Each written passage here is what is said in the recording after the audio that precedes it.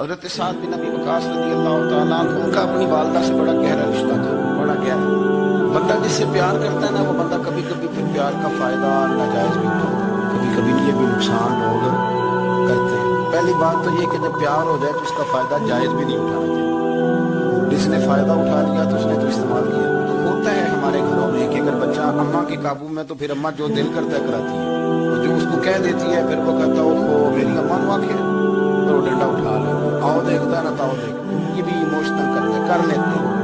بیٹی کو بھی پتہ چل جائے نا ابا میری بات مانتا ہے، تو وہ سارے بچے کہ نا سیر کرنے جانے ہیں تو ابا جی کو کون منائے گا، تو کہتی ہے تجھے چپ کر دو، ابا جی کو میں بات کروں، اسے پتہ ہے میرے سے پیار کرتا ہے۔ اب بات کو سمجھ لیں، یہ ایک ایموشنل کرنے کا طریقہ ہوتا ہے، لوگ کر لیتے ہیں، اور وہ بندہ چونکہ پیار کر رہا ہوتا ہے تو پیار کرنے والا بہرحال کہیں نہ کہیں پھر قابو آ جاتا ہے۔ وہ استعمال بھی ہو تو ہو جاتا ہے، لیکن وہ بندہ ٹھیک ہوتا ہے، کیونکہ وہ استعمال ہو بھی رہا تو ہو تو پیار میں رہا ہے، پیار میں ہو رہا ہے نا۔ سمجھ لے میری بات کو۔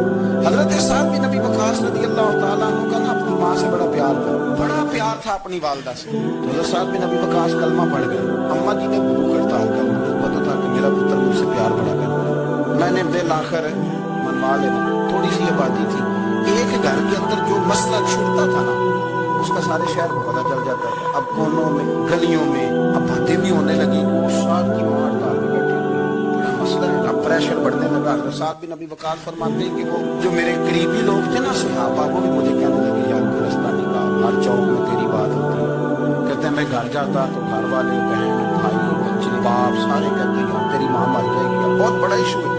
ہم یہ کہہ دیتے ہیں کہ انہوں نے قربانیاں بڑی دی، لیکن آپ ذرا بات کو سمجھے نا کہ اماں کو ہڑتال پہ بیٹھ جائے، ایک انسان کہاں کھڑا ہو جائے گا؟ بدنامی الگ ہے، بحث الگ ہے، سیانا بندہ مالدار وفادار قبیلے والا۔ حضرت سعد بن ابی وقاص کی ماں نے 3 دن تک روٹی نہیں کھائی، پانی نہیں پیا، بے ہوش ہو گئی۔ اب جب بے ہوش ہوئی تو شور پڑا، سارا محلہ جمع ہو گیا، اب سارے لوگ کھڑے اور بچہ وہ ہے جو ماں کی بڑی ماننے والا ہے۔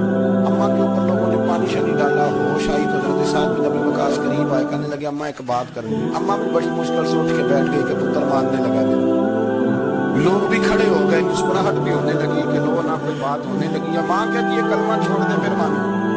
حضرت سعد بن ابی وقاص کہنے لگے اماں سن میری بات، 3 دن ہو گئے، مکے کا کوئی کونا کھدرا ایسا نہیں جس میں میری تیری باتیں نہ ہوں، اور قبیلے کا علاقے کا کوئی شخص نہیں، لوگوں نے بڑی باتیں کی، اور لوگ جب باتیں کرنے پہ آتے ہیں تو اوپر تک جاتے ہیں۔ یہ بھی کہا کہ کیا دین یہ سکھاتا ہے کہ ماں بھوکی مر جائے؟ یہ بھی لوگوں نے کہا میں نے ہر شے سنی برداشت کی، اماں اب تو میری بات کان کھول کے سن لے۔ ماں کہنے لگی وہ کیا؟ اور ساتھ کہنے لگے پیدا مجھے تو نے کیا ہے، 9 ماہ تیرے پیٹ میں نہ روٹی تیرے ہاتھ سے کھائی ہے، تجھ سے زیادہ بہتر مجھے کوئی نہیں جانتا، ماں سن تیری کتنی جانیں؟ اماں کہنے لگی 1۔ حضرت سعد فرمانے لگے تیری 1000 جان بھی ہو نا، ایک ایک کر کے ساری نکل جائے تو میں محمد عربی کا کلمہ پھر بھی نہیں چھوڑوں گا۔ ختم ہو گئی بات۔ یہ کیا بات؟ وہ کچا رنگ للاری والا جڑا چڑھدا تے لیندا رہندا، اے عشق تیرے دا رنگ محمد جدوں چڑھ جائے پھر نہیں لیندا۔ یہ کیا بات ہے؟ اماں تیری 1000 جان بھی ہو، روٹی کھانی ہے تو کھا، نہیں کھانی تو نہ کھا۔